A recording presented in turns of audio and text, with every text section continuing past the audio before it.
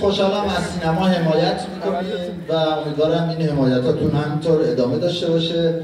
با بقیه دوستان اومدیم در خدمت شما هستیم. آقای پدرام پورامیری کارگردان فیلم هستن، تشریفش میکنم. آقای رشوند تهیه کننده فیلم هستن. امیر احمد عزیزم بازیگر فیلم، من فامیلیشو نمیگم بعدا میکنم. سلام. خیلی فامیلیشون قزوینیه. خیلی خب نقشش معلوم شد. خیلی خوشحالم که امروز در مشهد در کنار قدردان و شما که شهر خودشونه و شما اینقدر مهمون نوازی جالبی کردین برای ما و اومدین و تو این گرما و تو این وسط روز واقعا ممنون همتونیم. خیلی خوشحالم. مرسی. دم همتون گرم.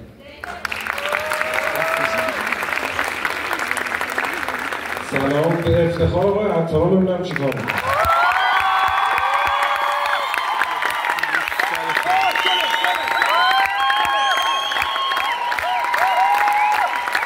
بله کیک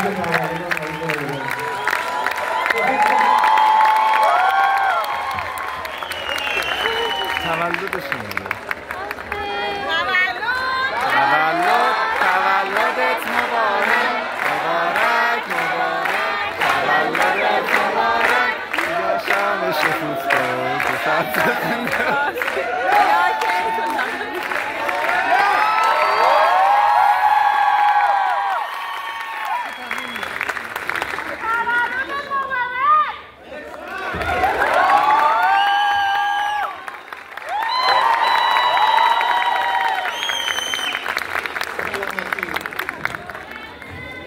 مرسی که اومدید. به افتخار خودتون هم دست بزنید.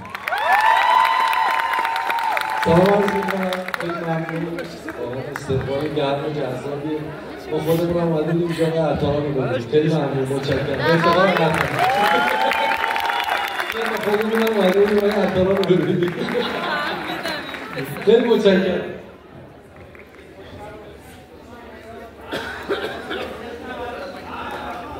چند سلفی میخواد بگیره.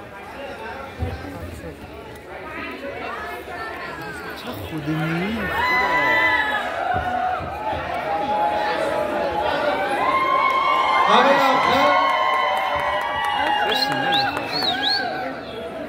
نمیافتی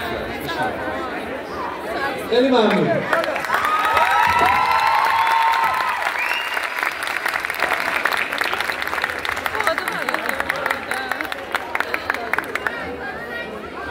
بوم نباشه.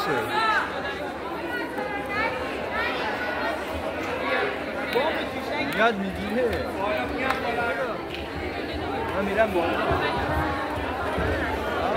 الان بذار بیاد.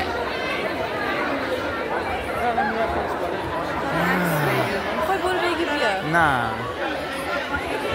برو نزدیکش میتونی.